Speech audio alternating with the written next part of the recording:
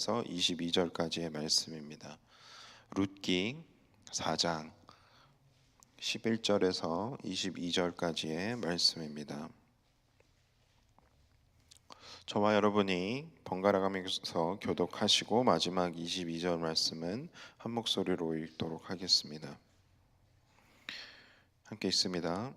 성문에 있는 모든 백성과 장로들이 이르되 우리가 증인이 되나니 여호와께서 내 집에 들어가는 여인으로 이스라엘의 집을 세운 라헬과 레아 두 사람과 같게 하시고 내가 에브라스에서 유력하고 베들레헴에서 유명하게 하시기를 원하며 여호와께서 이 젊은 여자로 말미암아 내게 상속자를 주사 내 집에 다말이 유다에게 낳아준 베레스의 집과 같게 하시기를 원하노라 하니라. 이에 보아스가 룻을 맞이하여 아내로 삼고 그에게 들어갔더니 여호와께서 그에게 임신하게 하심으로 그가 아들을 낳은지라. 여인들이 나오미에게 이르되 찬송할지로다. 여호와께서 오늘 내게 기업 물을 자가 없지 않게 하시리로다. 이 아이의 이름을 이스라엘 중에 유명하게 되기를 원하노라. 이는 내 생명의 회복자이며 내 노년의 봉양자라. 곧 너를 사랑하며 일곱 아들보다 귀한 내 며느리가 낳은 자로다 하니라. 나무 이가 길을 받아 품고 그의 양육자가 되니 그의 이웃 여인들이 그에게 이름을 지어주되 나오미에게 아들이 태어났다 하여 그의 이름을 오벳이라 하였는데 그는 다윗의 아버지인 이새의 아버지였더라.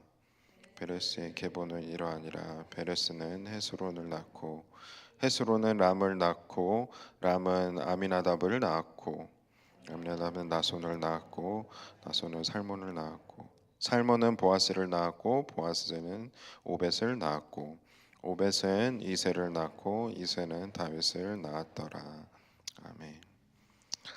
이제 룻기의 결론을 향해서 나아가고 있습니다.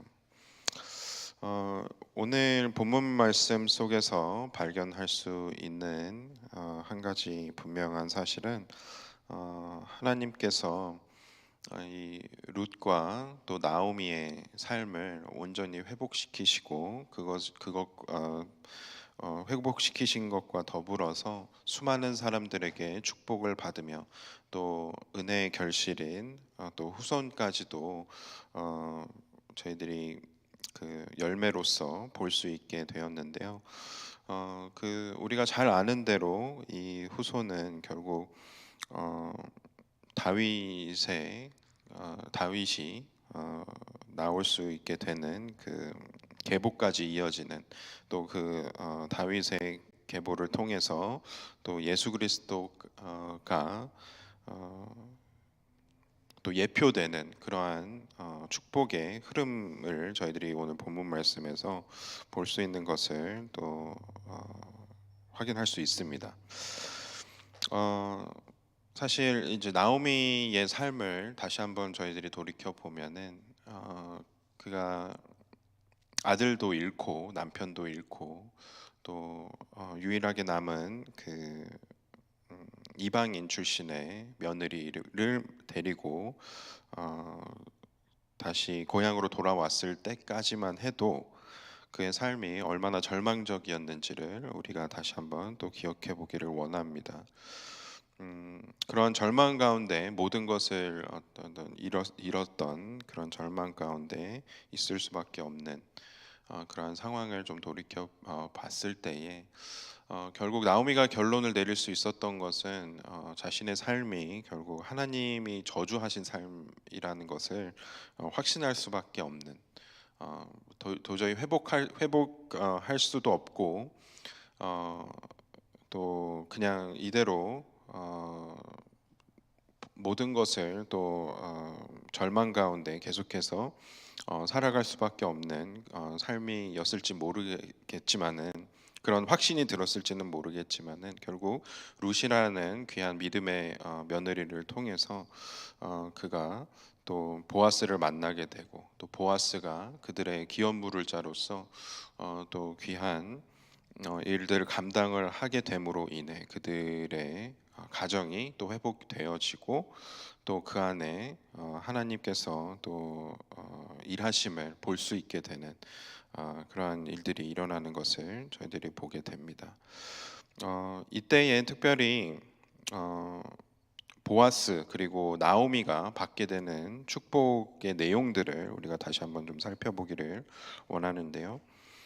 11절 말씀을 다시 한번 보게 되면 이 11절 구절의 내용은 사람들이 보아스를 향해서 축복하는 내용입니다. 그것을 볼 때 성문에 있는 모든 백성과 장로들이 이르되 우리가 증인이 되나니 여호와께서 내 집에 들어가는 여인으로 이스라엘의 집에 새로운 세운 라헬과 레아 두 사람과 같게 하시고 네가 에브라스에서 유력하고 베들레헴에서 유명하게 하시기를 원하며라고 축복을 하고 있는 것을 보게 됩니다. 여기서 중요한 사실은 라헬과 레아의 존재가 등장한다라는 겁니다. 이들은 야곱의 아내였고 또 이스라엘 12지파를 형성한 그 12아들들의 어머니이기 때문에 이스라엘 민족 안에서는 굉장히 중요한 여인들로 여겨졌고 그리고 그들을 통해서 하나님께서 그 어, 믿음의 백성들인 이스라엘에게 언약하신 내용대로 축복하시고 또 수많은 믿음의 자손들이 나올 수 있도록 하셨음을 이미 이스라엘 사람들은 알고 있는 사실인 겁니다. 그렇게 보았을 때에 이, 어, 이 라헬과 레아 두 사람과 같게 하시고라는 그 축복의 내용이 얼마나 큰 의미인지를 다시 한번 우리가 생각해 보게 됩니다. 그래서 어, 이 하나님께서 이 가정을 통해 이 가정을 축복하시고 이 가정을 통해 또 귀한 자손들이 있을 수 있도록 그렇게 축복을 하는 내용인데요.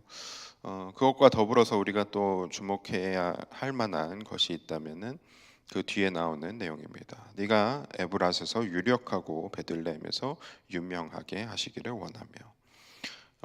여기서 에브라스는 베들레헴의 옛 이름입니다. 그래서 에브라스에서 유력하고 베들레헴에서 유명하게 한다라는 것은 동일한 의미의 그 축복의 내용을 반복해서 사용을 하고 있다라는 것입니다. 이것은 시적인 표현인과 동시에 강조되는 내용인 것을 우리가 알 수 있게 되는데요. 결국 보아스는 베들레헴에서 유명해지고 유력한 사람 이미 유력한 사람이었지만 이 기업물을 자로서의 그 책임을 성실히 감당함으로 인해서 하나님께서 그를 더욱더 베들레헴에서 유명하게 하고 또 유력하게 해주실 것이라는 그런 어떻게 보면 축복이면서도 앞으로 어떻게 하나님께서 이 가족과 이 후손들을 사용하실지에 대해서 미리 그들이 축복을 통해 예표하고 있다라는 것 또한 저희들이 발견을 할 수 있게 됩니다. 베들레헴에서 유명한 사람은 보아스의 별명이지만 보아스의 아이덴티티이지만 우리가 다시 한번 생각해 볼 때에 예수 그리스도가 어떤 분이신지를 우리가 기억해 보면 예수님 또한 베들레헴에서 유력하고 유명하신 그런 우리의 구세주라는 것을 우리가 또 떠올리게 합니다. 결국 보아스가 상징하는 것은 하나님의 은혜, 하나님의 사랑, 또 기업 물을 자로서의 그 책임을 감당하심으로 우리의 죄를 다 페이오프 하신 예수 그리스도를 상징한다라는 것이죠. 그렇게 우리는 이 말씀을 룻기의 말씀을 통해서 예수 그리스도를 발견할 수 있게 됩니다. 또 나오미를 향한 축복의 말씀을 다시 한번 저희들이 보겠습니다.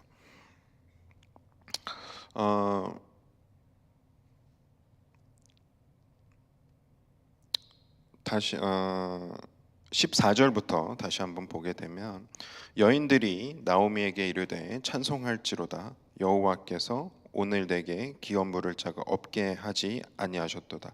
이 아이의 이름이 이스라엘 중에 유명하게 되기를 원하노라. 동일한 축복을 보아스와 나오미가 같이 받았다. 라는 것을 우리가 또 볼 수 있게 됩니다. 그런데 나오미에게 이 축복의 말씀이 또 특별한 이유는 이것이 바로 하나님께 영광이 되는 일이라는 것 또한 이 축복의 말씀을 통해서 드러나진다라는 사실이죠. 아까 제가 나눠드린 대로 나오미의 삶은 굉장히 절망 가운데 놓여져 있었습니다. 그러나 나오미는 그럼에도 불구하고 하나님께서 계속해서 일하실 것을 포기하지 않고 또 룻과 함께 보아스를 적극적으로 만났기 때문에 그 보아스를 통해서 그들이 다시 회복을 얻게 된 사실을 우리는 기억합니다. 네, 절망에서 이제는 모든 것이 회복된 이후에는 하나님을 향한 찬송이 남게 되어진다라는 것이죠. 그래서 이 여인들이 나오미에게 찬송할지로다 여호와께서 오늘 내게 기업 물을 자가 없게 하지 아니하셨도다. 이것이 바로 절망 가운데 놓여져 있었던 이 나오미에게 가장 어떻게 보면 이 모든 인생을 통틀어서 가장 어떻게 보면 큰 축복과 또 하나님의 은혜와 사랑이 그의 삶에, 그 나오미의 삶에 어떻게 드러나지고 있는지, 또 그의 삶을 통해서 하나님께서 또 찬송 받으실 만한 일을 하고 계신지를 드러나게 해주는 그러한 구절인 것 같습니다. 이렇게 하나님께서는 예수 그리스도를 우리에게 보내주시고 우리의 기업 물을 자로서 리디머로서 우리의 모든 죄값을 대신 치러 주신 분이십니다. 이 기업 물을 자의 히브리어 단어는 고엘입니다. 영어로는 리디머고요, 구속자라는 뜻입니다. 고엘이라는 이 단어의 의미를 다시 한번 살펴보면 페이먼트, 그러니까 돈을 내서 그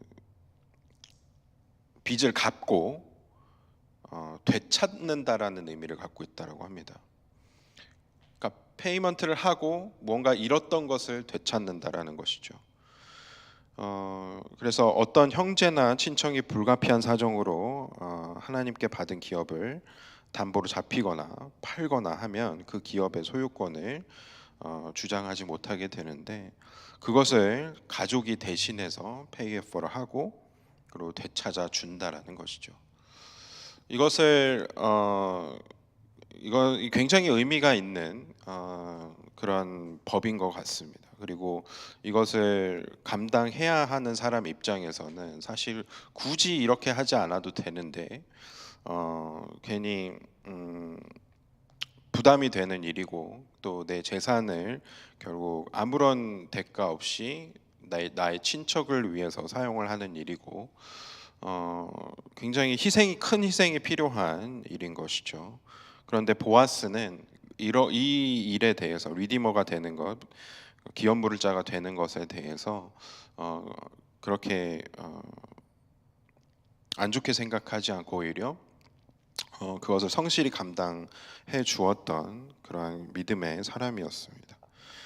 그렇게 하나님께서도 우리의 구속자로서, 또 기업물을 자로서 예수 그리스도를 우리에게 보내주셨고, 또 예수 그리스도의 그 페이먼트를 또 우리가 받게 되고, 또 그것으로 하나님께서 우리를 되찾으셨다라는 것을 우리는 기억해야 합니다.